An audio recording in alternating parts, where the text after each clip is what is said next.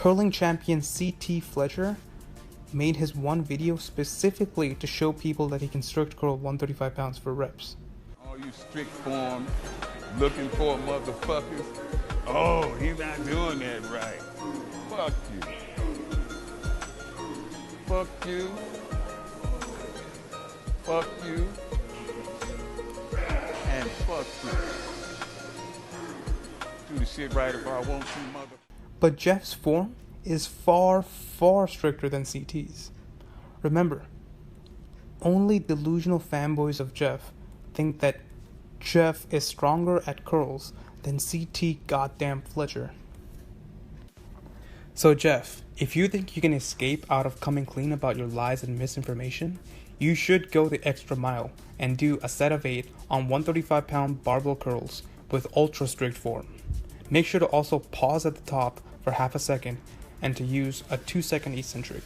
You claimed it right here, man. Are you gonna own up to this challenge, or are you just gonna dodge it?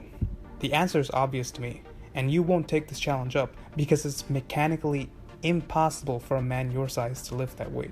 If CT Fletcher didn't even have as strict form as yours, there is no way in hell that you can come even close to replicating your claim with real weights.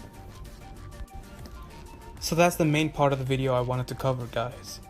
Make sure to share this video so that people can be reminded that Jeff claimed 135 pounds for 8 strict curls.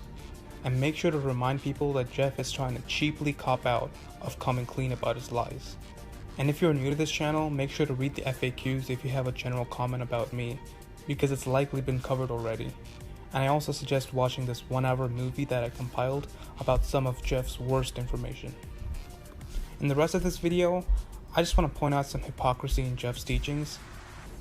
He's clearly pulling 425 pounds with a rounded back, but he says in many videos that you should not round your back when pulling from the floor, and he always says that you should always be in control of the weight that you're lifting. Lift a weight that's somewhat more than what I can, comfortably handle. If I lose my scapular tightness to the point where my arms start to protract out in front of me, which will drag my thoracic spine into flexion, which because the spine is one unit, starts to drag my lumbar spine into flexion, in which I'm applying an incredible load onto my lumbar discs, where, boom, I can pop one just like that.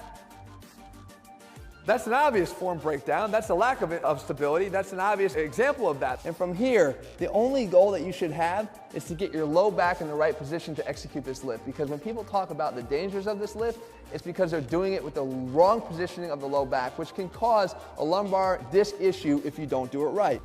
Yet here he is going against what he preaches. It doesn't really matter if your form is not perfect. For max effort balls to the wall sets, you can expect some form deterioration, but that's okay.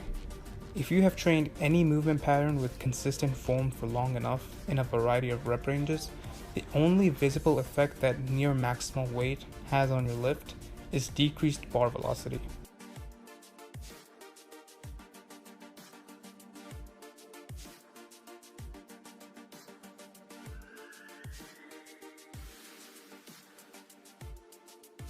If Jeff trained with this amount of flexion with appropriate weights and gradually got stronger over time, then there's nothing wrong. However, since his form is drastically inconsistent from his warm-up sets, it means that he's lifting more weight than he can handle. The difference in form between normal and max effort sets should not be as severe as it is in Jeff's deadlift.